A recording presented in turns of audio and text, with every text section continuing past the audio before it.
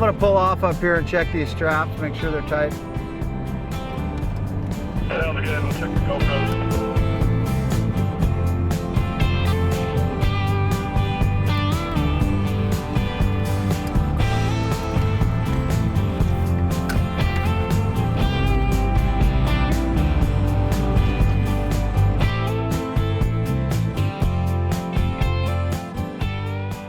Something that I always do is after I load a vehicle or any load, I stop just a little ways down the road and check everything once just to see if it's shifted or loosened up a little bit. That's a good thing to do.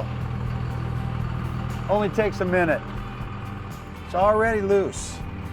So these things have a way of kind of finding their own little equilibrium. So that's why I stop and check them, put a couple fines on it.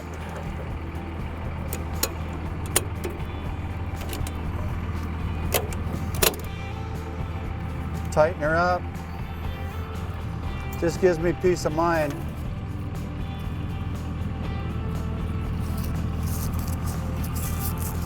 Now you can put these things on here as tight as anybody can do and drive away, and they're going to loosen up every time.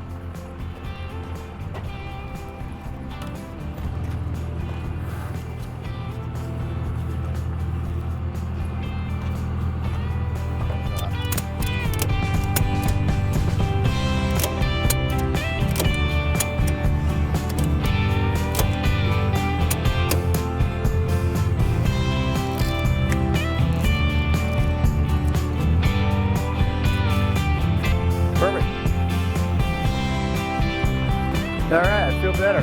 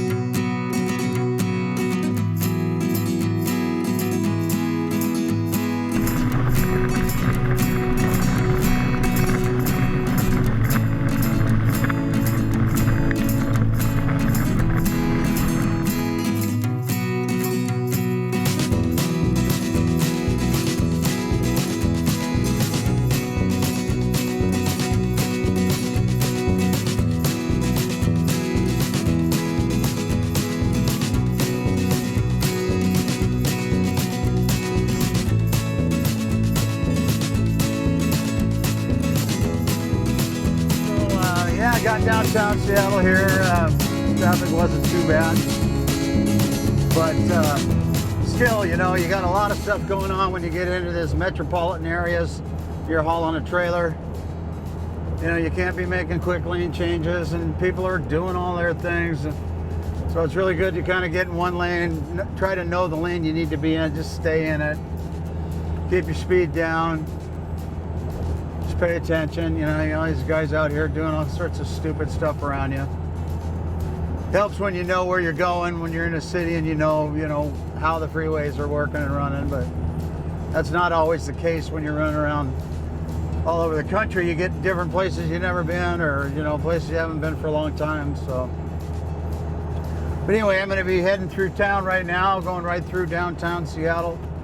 I'm going to be taking the Spokane Street exit and going out to Harbor Island, which is where the Matson lines are. So far so good. The Model A is doing great. Riding real nice back there on the Illuma line, and Dodge has been running good, doing everything I want it to. Straps are tight. All we gotta do is get down here and unload. Sign some paperwork.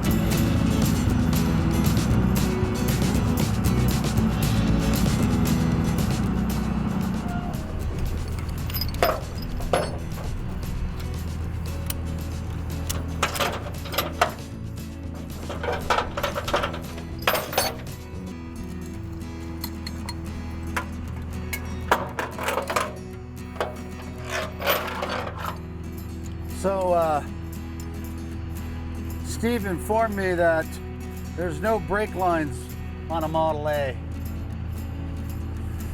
They're mechanical brakes, so I don't have to worry about squashing brake lines with my straps. But if you're hauling something else that has brake lines, which is just about everything else besides a Model A, they're usually right on the axles, and you want to be careful you don't squash those, bend them up.